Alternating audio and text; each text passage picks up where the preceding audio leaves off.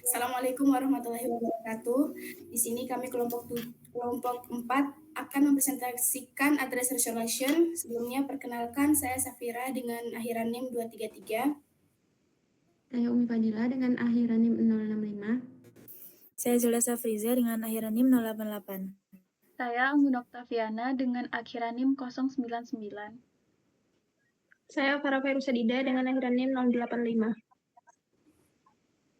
Nah, sebelumnya apa sih itu address resolution? Jadi, address resolution adalah proses yang digunakan jaringan untuk mencocokkan alamat IP dengan alamat MAC sehingga data dapat dikirim ke perangkat yang tepat. Nah, proses ini dijelaskan melalui 3 komponen utama yaitu MAC dan IP.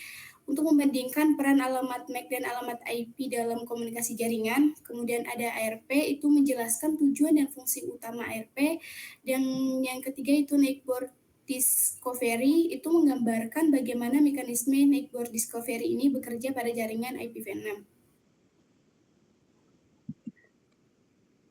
Masuk yang pertama, jadi MAC dan IP.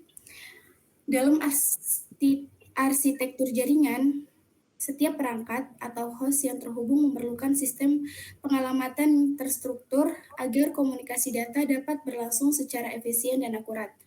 Sistem ini diatur oleh model referensi OSI atau Open System Interconnection yang membagi fungsi jaringan ke dalam 7 lapisan. Pada konteks ini, 2 jenis pengalamatan fundamental menjadi krusial. Yang pertama itu media access control, di mana itu beroperasi pada data link layer, berfungsi sebagai alamat fisik untuk pengalamatan frame dalam segmen jaringan lokal yang sama.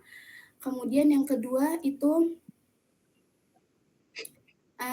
internet protokol, di mana itu beroperasi pada network layer, berfungsi sebagai alamat logis untuk perutaian paket antar jaringan yang berbeda. Meskipun beroperasi pada lapisan yang berbeda, kedua alamat ini berfungsi secara sinergis untuk memungkinkan komunikasi end-to-end yang sukses, mulai dari pengiriman data di LAN hingga melintasi internet global. Kemudian sinergi alamat fisik tersebut dan logis, meskipun beroperasi pada lapisan yang berbeda, kedua alamat ini harus bekerja secara sinergis untuk memungkinkan komunikasi end-to-end yang sukses. Alamat IP mengarahkan paket ke jaringan tujuan yang benar, sementara alamat MAC memastikan frame sampai ke perangkat yang tepat di dalam jaringan lokal tersebut. Nah, sebelumnya kita jelaskan dulu apa itu MAC atau Media Access Control. Jadi, definisi dan karakteristik alamat Media Access Control ini, yang pertama, alamat ini adalah pengidentifikasi unik yang diberikan secara permanen oleh pabrikan pada perangkat kelas jaringan, misalnya NIC. Kemudian, karena bersifatnya permanen, alamat Media Access Control ini disebut juga alamat fisik atau hardware address. Kemudian struktur dan format alamat media access control ini panjangnya itu 48 bit atau 6 bit dan dituliskan dalam 12 digit heksadesimal. Kemudian terdiri dari 2 bagian, yaitu Organizational Unique Identifier, di mana di sini tuh 24 bit pertama menunjukkan vendor atau pabrikan, dan yang kedua itu NIC spesifik 24 bit terakhir berupa nomor seri untuk perangkat. Dan jenis komunikasi berdasarkan media akses alamat media access control ini itu ada unicast, di mana itu komunikasi satu ke satu di tujuan ke alamat MAC spesifik. Kemudian ada broadcast, itu komunikasi satu ke semua menggunakan alamat FF ini. Kemudian yang terakhir itu multicast, komunikasi satu ke kelompok perangkat dalam grup multicast. Nah, apa itu IP address? Jadi IP address ini tuh definisi dan karakteristiknya, alamat IP address adalah pengidentifikasi logis pada antarmuka jaringan perangkat, bersifat tidak permanen dan dapat diubah sesuai topologi atau lokasi, digunakan untuk mengidentifikasi host dan lokasi jaringan. Kemudian evaluasi alamat IPv4 dan IPv6-nya. IPv4 itu 32 bit menyediakan 4,3 miliar alamat sekarang kini hampir habis. Kemudian IPv6 yaitu 128 bit kapasitasnya itu sangat besar dan dikembangkan untuk menggantikan IPv4. Dan struktur alamat IPv4 ini ditulis dalam format desimal bertitik, contohnya 192.168.1.1, kemudian terdiri dari network ID, itu penada jaringan, dan host ID, penada perangkat dalam jaringan. Pemisahannya ditentukan oleh subnet masknya. Kemudian jenis alamat IP, kalau alamat IP publik, unik secara global, dapat dirutekan di internet, diberikan oleh ISP. Kemudian IP privat digunakan di jaringan lokal, tidak dirutekan di internet, contohnya range 10.0.0.0/8, 172.16.0.0/12, dan 192.168.0.0/16. Dan IP privat ini memerlukan NAT pada router untuk akses internetnya. Nah, dalam contoh ini menggambarkan bagaimana data dikirim dari PC1 atau source ke PC2 destination melalui sebuah router di jaringan yang berbeda.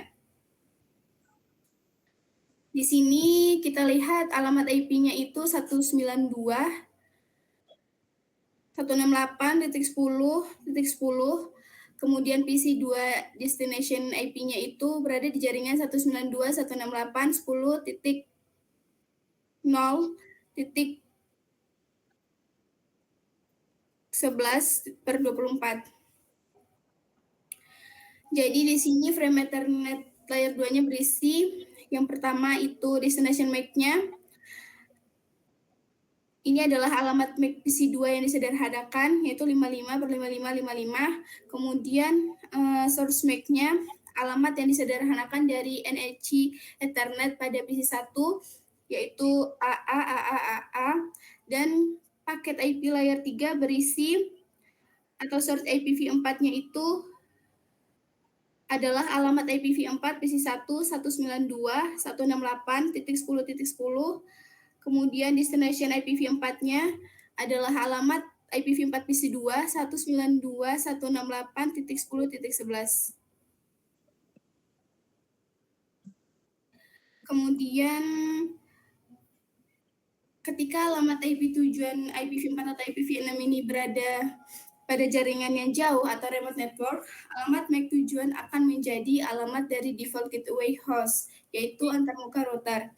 Nah, dalam contoh ini, PC1 ini itu ingin mengirimkan paket ke PC2, dan PC2 terletak di jarak yang jauh atau remote network.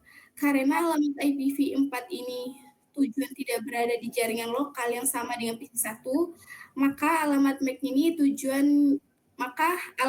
tujuannya adalah alamat default gateway-nya lokal pada router, yaitu antarmuka router yang terhubung ke PC1.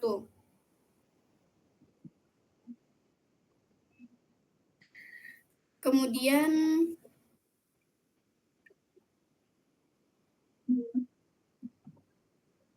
dalam contoh yang ini, R1 sekarang akan memanipulasi ulang atau membungkus paket dengan informasi layer 2 yang baru. Nah, seperti yang ditujukan pada gambar ini itu menangkap momen ketika router 1 dan router 1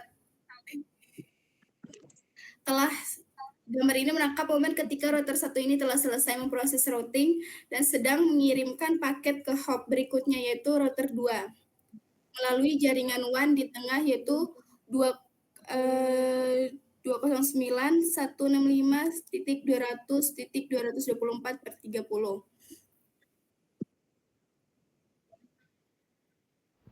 Kita masuk pada ARP. ARP atau protokol resolusi alamat adalah protokol atau prosedur yang menghubungkan alamat protokol internet atau IP yang selalu berubah ke dalam mesin fisik tetap. Juga dikenal sebagai alamat kontrol akses media atau MAC dalam jaringan area lokal atau LAN. Cara kerja ARP, setiap perangkat IP pada jaringan Ethernet memiliki alamat MAC Ethernet yang unik. Saat perangkat mengirimkan frame Ethernet layer 2, frame tersebut berisi dua alamat berikut. Yang pertama, alamat MAC tujuan. Alamat MAC Ethernet perangkat tujuan pada segmen jaringan lokal yang sama. Jika host tujuan berada di jaringan lain, maka alamat tujuan dalam frame akan menjadi sama. Alamat gateway default, misalnya router. Kemudian yang kedua, alamat MAC sumber. Alamat MAC NIC Ethernet pada host sumber. Gambar ini mengilustrasikan masalah saat mengirim bingkai ke host pada segmen. Pada gambar ini dapat dilihat bahwa ada sebuah PC yang mengatakan bahwa perlu mengirimkan informasi tetapi hanya mempunyai alamat IP-nya saja dan tidak tahu alamat MAC perangkat yang memiliki IP tersebut. Kemudian untuk mengirim paket ke host lain di jaringan IPv4 lokal yang sama, host harus mengetahui alamat IPv4 dan alamat MAC perangkat tujuan. Alamat IPv4 tujuan perangkat diketahui atau dipecahkan berdasarkan nama perangkat, namun alamat MAC harus ditemukan. Suatu perangkat menggunakan address resolution atau ARP untuk menentukan alamat MAC tujuan suatu perangkat lokal apabila mengetahui alamat IPv-nya. ARP menyediakan dua fungsi dasar. Yang pertama menyelesaikan alamat IPv4 ke dalam MAC dan yang kedua memelihara tabel pemeteran IPv4 ke alamat MAC. Kemudian kita masuk pada ARP function. Fungsinya yaitu pertama pemetaan alamat. ARP membuat dan menyimpan sebuah tabel atau disebut tabel ARP atau cache ARP yang menghubungkan setiap alamat IPv4 dengan alamat MAC yang sesuai. Hubungan ini disebut pemetaan. Yang kedua, pencarian alamat atau alamat MAC. Sebelum mengirimkan sebuah paket yang dienkapsulasi ke dalam bingkai Ethernet, perangkat pengirim merujuk ke tabel ARP ini dengan menemukan alamat MAC tujuan yang sesuai dengan alamat IPv4 tujuan atau alamat IPv4 gateway default jika tujuannya berada di jaringan lain. Kemudian yang ketiga yaitu pengiriman permintaan. Jika alamat IPv4 tujuan tidak ditemukan dalam tabel ARP, perangkat akan mengirimkan permintaan ARP untuk menemukan alamat MAC yang diperlukan. Intinya, tabel ARP berfungsi sebagai buku telepon yang dibantu perangkat jaringan menerjemahkan atau resolve alamat lapisan jaringan IPv4 ke alamat lapisan tautan data atau MAC agar komunikasi Ethernet dapat dilakukan. Ketika sebuah paket dikirim di lapisan tautan data untuk dienkapsulasi ke dalam bingkai Ethernet, perangkat merujuk ke tabel di memorinya untuk menemukan alamat MAC yang dipetakan ke alamat IPv4. Tabel ini disimpan sementara di memori RAM dan disebut tabel ARP atau cache ARP. Perangkat pengirim akan mencari tabel ARP untuk alamat IPv4 tujuan dan alamat MAC yang sesuai. Jika alamat IPv4 tujuan paket berada di jaringan yang sama dengan alamat IPv4 sumber, perangkat akan mencari tabel ARP untuk alamat IPv4 tujuan. Kemudian jika alamat IPv4 tujuan berada di jaringan yang berbeda dari alamat IPv4 sumber, perangkat akan mencari tabel ARP untuk alamat IPv4 gateway default. Dalam kedua kasus, pencariannya adalah alamat IPv4 dan alamat MAC yang sesuai untuk perangkat tersebut. Setiap entry atau baris pada tabel ARP4 menghubungkan alamat IPv4 dengan alamat MAC. Hubungan antara kedua nilai ini disebut pemetaan. Artinya Anda dapat menemukan alamat IPv4 dalam tabel dan menemukan alamat MAC yang sesuai. Tabel ARP menyimpan sementara pemetaan untuk menyingkat untuk perangkat-perangkat di LAN. Jika perangkat menemukan alamat IPv4, alamat MAC yang sesuai akan ditentukan sebagai alamat MAC tujuan dalam frame. Jika tidak ada entry yang ditemukan, perangkat akan mengirimkan permintaan ARP. Nah, sekarang kita masuk pada bagian ARP request. Permintaan ARP dikirim saat perangkat perlu menentukan alamat MAC yang dikaitkan dengan alamat IPv4 dan perangkat tidak memiliki entry untuk alamat IPv4 di tabel ARP-nya. Pesan ARP dienkapsulasi langsung dalam frame Ethernet, tidak ada header IPv4. Permintaan IP dienkapsulasi dalam frame Ethernet menggunakan informasi header berikut. Yang pertama alamat MAC tujuan. Ini adalah alamat siaran, yaitu FF, FF, FF, FF, FF, FF, yang mengharuskan semua NIC and HARNET pada LAN menerima dan memproses permintaan ARP. Yang kedua, alamat MAC sumber. Ini adalah alamat MAC pengirim permintaan ARP. Kemudian yang ketiga adalah tipe. Pemesan ARP memiliki kolom tipe 0/times806. Ini memberitahu NIC penerima bahwa bagian data dari frame perlu diteruskan ke proses ARP. Karena permintaan ARP bersifat siaran atau broadcast, permintaan tersebut akan dibanjiri oleh semua port oleh switch, kecuali port penerima. Semua NIC and HARNET pada LAN memproses siaran dan harus mengirimkan permintaan ARP ke sistem operasinya. Untuk diproses, setiap perangkat harus memproses permintaan ARP untuk melihat apakah alamat IPv4 target cocok dengan alamatnya sendiri. Router tidak akan meneruskan siaran ke antar muka lain. Hanya satu perangkat di LAN yang memiliki alamat IPv4 yang sesuai dengan alamat IPv4 target dalam permintaan ARP. Perangkat lain tidak akan membalas. Dalam gambar di samping, kita akan melihat bagaimana PCA mengirimkan permintaan ARP untuk alamat MAC PCC. PCA memiliki paket IP dengan alamat IP sumbernya sendiri, yaitu 192.168.1.110 dan alamat IP tujuan PCC yaitu 192.168.1.50. Jadi PCA perlu mengetahui alamat MAC tujuannya karena alamat IP sumber dan tujuan berada di jaringan yang sama. Alamat MAC tujuan akan sama dengan alamat IP tujuan PCC dengan alamat IP tujuan PCC yaitu 192.168.1.50. Jadi PCA memeriksa cache ARP-nya untuk alamat IP 192.168.1.50 karena alamat tersebut tidak ada dalam cache ARP-nya. PCA akan menahan paket dan membuat permintaan ARP. Kemudian permintaan ARP itu berisi alamat IPv4 target, yaitu alamat IPv4 yang diketahui oleh PCA, dan alamat MAC target yang tidak diketahui. Inilah yang ingin diketahui oleh PCA. Permintaan ARP dikirim sebagai broadcast, jadi semua di jaringan perlu memeriksa Ethernet ini.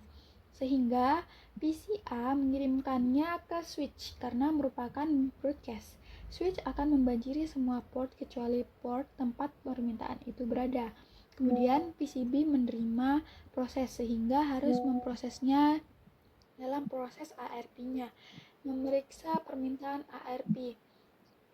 Proses tersebut membandingkan alamat IPv4-nya sendiri dengan alamat IPv4 target dan menyadari bahwa keduanya tidak sama sehingga tidak perlu mengirim balasan ARP. Kemudian router R1 juga menerima permintaan. Proses pemeriksaan alamat IPv4-nya sendiri dan membandingkannya dengan alamat IPv4 target dan juga menyadari ini bukan alamat IPv4-nya sehingga tidak perlu mengirimkan balasan ARP-nya. Kemudian PCC menerima alamat ARP, kemudian dibandingkan alamat IPv4-nya dengan IPv4 target dan menyadari bahwa itu adalah target yang dituju. Alamat IPv4-nya sendiri sehingga PCC perlu mengirimkan balasan ARP. Terima kasih kepada Pak yang telah menjelaskan tentang ARP request. Sekarang kami dari kelompok kami akan melanjutkan pembahasan tentang apa yang terjadi setelah ARP request itu dikirim, yaitu proses balasannya. Perannya untuk komunikasi jarak jauh dan bagaimana mengelola informasinya. Bagian ARP operation, yakni ARP replay. Jadi setelah sebuah perangkat atau sebut aja host A mengirim ARP request broadcast ke seluruh jaringan, hanya satu perangkat yang akan merespon, yaitu perangkat yang benar-benar memiliki alamat IP yang diminta.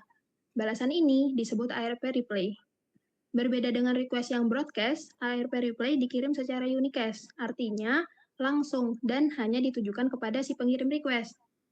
Frame balasan ini berisi informasi yang sangat penting, yaitu alamat MAC dari perangkat target. Dengan informasi ini, host A akhirnya tahu bagaimana cara membungkus frame Ethernet untuk mencapai host B. Host A kemudian akan menyimpan pasangan IP dan MAC ini ke dalam ARP table-nya. Sekarang, komunikasi antara host A dan host B bisa langsung dilakukan tanpa perlu ARP request lagi, karena alamat MAC-nya sudah diketahui. Kemudian ada ARP role in remote communication. Lalu, bagaimana jika host A tadi ingin berkomunikasi dengan sebuah server yang berada di jaringan yang berbeda? Disinilah peran ARP sedikit berubah. Ketika host A tadi menentukan bahwa tujuan paketnya berada di jaringan lain atau di luar jaringan, ia tidak akan lagi mencoba mencari alamat MAC server tersebut. Sebagai gantinya, host A akan menggunakan ARP untuk menentukan alamat MAC dari default gateway atau router lokalnya. Jadi, prosesnya sama persis. Host A mengirim ARP request untuk mencari MAC address dari IP gateway. Router yang membalas dan host A menyimpan MAC router tersebut di ARP table-nya. Kesimpulan kuncinya adalah dalam komunikasi remote, ARP bertugas untuk menentukan alamat MAC dari pintu keluar jaringan atau gateway, bukan alamat MAC dari tujuan akhir. Jadi, routerlah yang nanti akan meneruskan paket tersebut hingga ke tujuannya. Terus, ada removing entry from an ARP table. Terakhir, kami akan membahas manajemen dari ARP table itu sendiri. Informasi dalam ARP table tidak disimpan selamanya.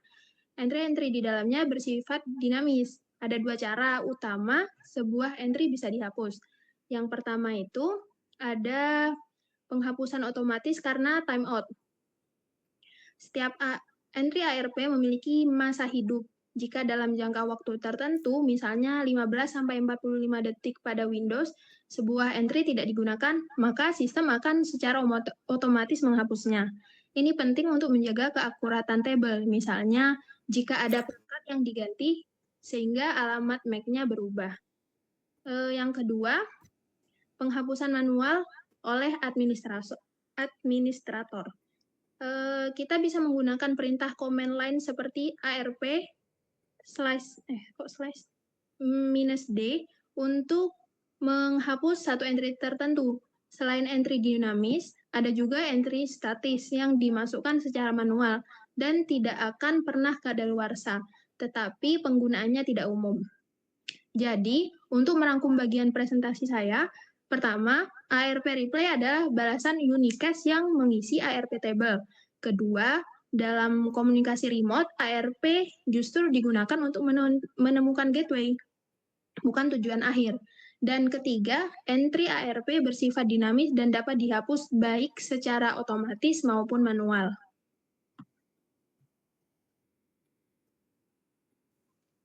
Oke, lanjut pada bagian ini saya akan menjelaskan tentang ARP table pada perangkat jaringan. Jadi, ARP tabel pada perangkat jaringan adalah database kecil yang dimiliki switch, router, atau komputer yang berfungsi untuk menyimpan informasi alamat. Nah, informasi ini tadi yang digunakan agar perangkat tahu harus mengirim data kemana dan lewat jalur apa. Jadi tanpa kabel ini, perangkat itu akan mengirim semua data secara broadcast sehingga jaringan menjadi lambat. Jadi sebenarnya ARP table itu digunakan untuk menyimpan pasangan antara IP address dan MAC address. Tujuannya agar perangkat bisa mengetahui MAC address yang sesuai dengan IP yang ingin dituju. Sehingga proses pengiriman data itu bisa dilakukan lebih cepat tanpa harus melakukan ARP request berulang.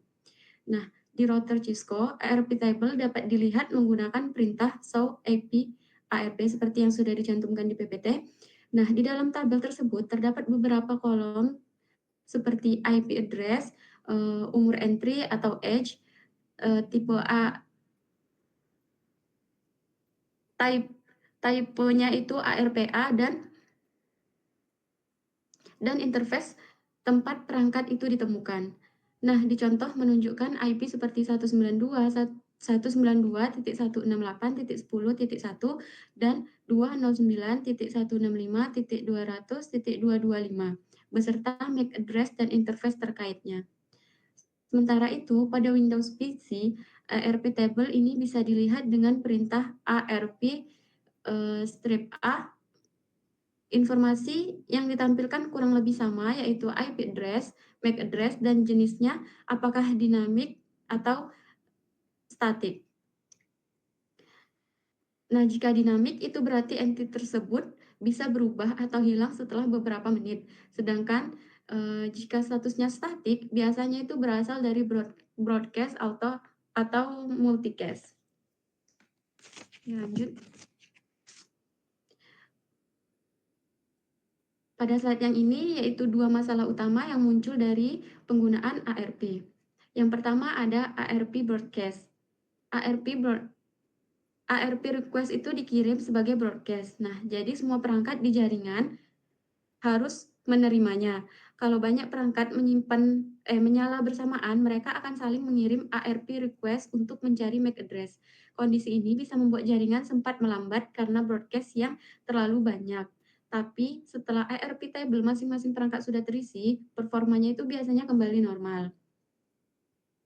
Jadi semakin banyak broadcast, semakin besar juga beban pada jaringan tersebut. Lalu masalah yang kedua adalah ARP spoofing atau ARP poisoning itu. ARP spoofing, ARP ini tuh tidak punya mekanisme keamanan. Jadi siapapun bisa mengirim ARP replay palsu gitu. Contoh, penyerang bisa mengaku sebagai perangkat lain, misalnya default gateway. Kalau korban mempercayai ARP palsu itu, maka trafiknya bisa dialihkan ke penyerang. Ini bisa digunakan untuk mencuri data atau melakukan man in the middle attack. Nah, untuk mencegah hal ini, di jaringan enterprise biasanya digunakan fitur seperti dynamic ARP inspection yang bertugas memvalidasi ARP replay yang masuk. Yang selanjutnya itu ada examine the ARP table. Pertama, kita mempelajari proses ARP request, yaitu ketika sebuah perangkat ingin mengetahui MAC address perangkat tujuan. Misalnya, PC1 ini ingin ping ke PC2. Belum tahu MAC PC2-nya, maka PC1 mengirim ARP request ke semua perangkat. Hanya PC2 yang membalas ARP reply-nya. Setelah itu, barulah komunikasi bisa berjalan. Lanjut yang kedua. Kedua, kita melihat cara kerja switch dalam membangun MAC address table. Jadi setiap frame yang masuk lewat port tertentu akan dicatat oleh switch, sehingga switch tahu MAC ini berada di port mana. Nah, ini membuat pengirim data lebih efisien. Contoh sederhananya, yaitu PC1 kan ingin mengirim data lewat port face internet G0/1 itu. Nah, switch ini langsung menambah entry di table kayak MAC PC1 itu port FA0/1. Jadi dengan tabel ini, switch tidak perlu melakukan broadcast untuk meneruskan frame. Ia cukup melihat tabel dan mengirimkan frame ke port yang sesuai.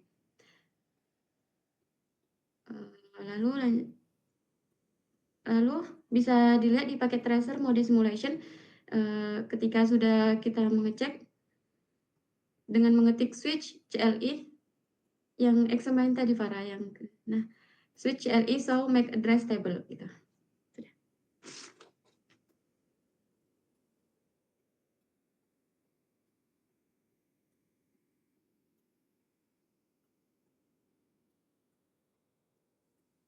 Oke, lanjut.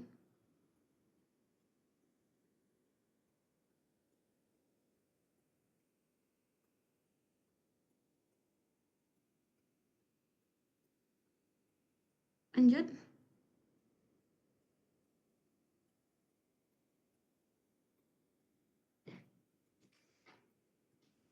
Lalu yang ketiga yaitu examine the ARP process in remote communication. Jadi jika komunikasi itu menuju jaringan lain, remote network seperti ARP tidak mencari MAC host tujuan, tetapi mencari MAC gateway router. Contoh sederhananya, PC1 ingin mengakses server di jaringan berbeda, yaitu IP-nya 10.10.10.5. Nah, PC1 tahu bahwa tujuan berada di network lain. Maka PC1 ini membutuhkan MAC dari default gateway, misalnya router 192.168.1.1. Nah, PC1 itu kirim ARP request-nya ke router dahulu, baru buka di server. Nah, baru router menjawab ARP reply dengan MAC-nya.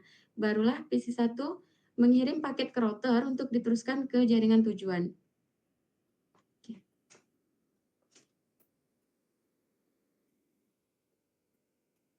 Selanjutnya, saya akan menjelaskan tentang IPv6 Neighbor Discovery. Nah, pada slide ini saya memberikan gambaran besar tentang apa itu IPv6 Neighbor Discovery atau NPD. Nah, NPD adalah gabungan beberapa fungsi protokol di IPv4 mulai dari ARP, router discovery, sampai ICMP Redcard yang semuanya digantikan dan disatukan dalam satu paket sistem berbasis ICMP v6. Nah, Neighbor Discovery ini bertugas untuk yang pertama mencocokkan alamat IPv6 dengan MAC address, yaitu menggantikan ARP. Kemudian yang kedua, menemukan router di jaringan secara otomatis tanpa konfigurasi manual. Yang ketiga, yaitu memberikan informasi prefix jaringan untuk konfigurasi otomatis atau yang biasa disebut SLAAC. Kemudian selanjutnya yaitu mengecek apakah sebuah alamat IPv6 sudah dipakai atau belum melalui duplicate address detection atau DAD. Kemudian selanjutnya yaitu mengatur komunikasi antar perangkat dalam satu jaringan lokal dengan mengirim pesan seperti NS dan NA. Jadi melalui slide ini saya ingin menjelaskan bahwa Neighbor Discovery merupakan inti dari proses komunikasi dasar IPv6. Tanpa Neighbor Discovery, perangkat-perangkat IPv6 tidak akan bisa saling mengenal dan tidak bisa terhubung dengan router untuk mengakses jaringan yang lebih luas. Nah, selanjutnya IPv6 Neighbor Discovery Message. Nah, pada slide ini saya menjelaskan jenis-jenis pesan yang digunakan dalam protokol Neighbor Discovery. Nah, Neighbor Discovery ini memiliki beberapa fungsi utama, yaitu melakukan address resolution, kemudian menemukan router secara otomatis, dan melakukan routing optimization melalui fitur direct. Dalam prosesnya, Neighbor Discovery menggunakan 5 jenis pesan utama ICMP v6, yaitu yang pertama ada Neighbor Solicitation atau NS, yaitu adalah pesan yang dikirim perangkat untuk menanyakan MAC address dari perangkat lain yang memiliki alamat IPv6 tertentu. Kemudian yang kedua yaitu ada Neighbor Advertisement atau NA, yaitu adalah jawaban dari perangkat yang ditanya berisi informasi MAC address.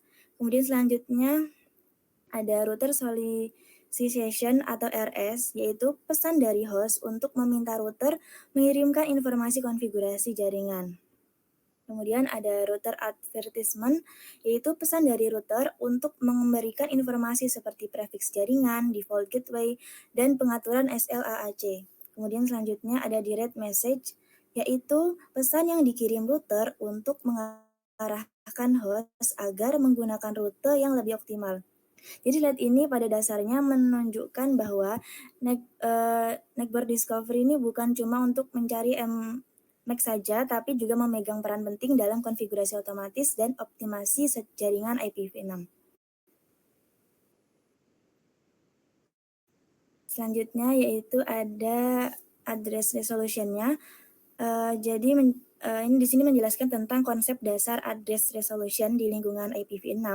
Nah, kalau di IPv4 kita mengenal ARP untuk mencari alamat MAC dari sebuah alamat IP. Maka di IPv6 ini menggunakan mekanisme Neighbor Discovery untuk fungsi yang sama. Kemudian ND ini Neighbor Discovery ini jauh lebih efisien dibandingkan ARP. Nah, pada ARP IPv6, proses pencarian MAC menggunakan broadcast yang akan dikirim ke seluruh perangkat dalam subnet. Ini berpotensi membebani jaringan, terutama pada jaringan besar. Sebaliknya, di IPv6, Neighbor Discovery ini menggunakan multicast, yang artinya paket hanya dikirim ke perangkat tertentu yang memang perlu menerima informasi tersebut. Dengan demikian, lalu lintas jaringan lebih terkontrol dan tidak membanjiri seluruh subnet. Nah, intinya menegaskan bahwa IPv6 ini tidak lagi menggunakan ARP, tetapi juga mekanisme baru yang lebih modern dan efisien untuk menemukan alamat MAC.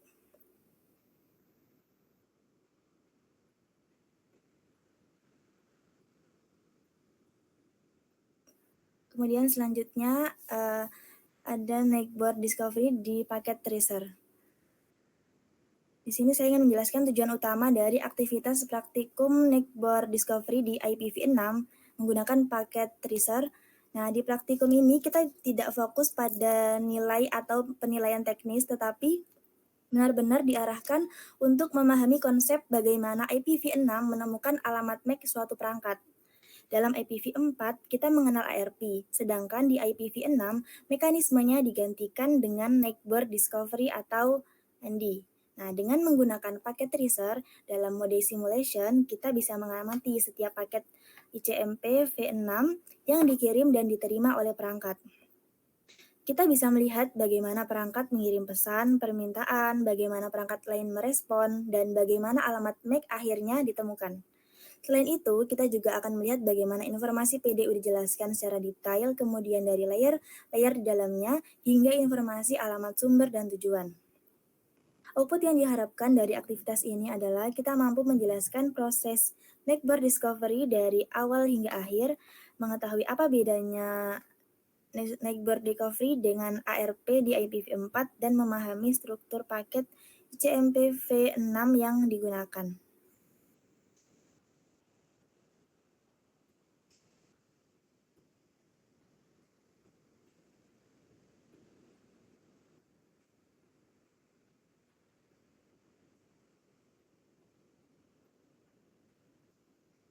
Oke, baik.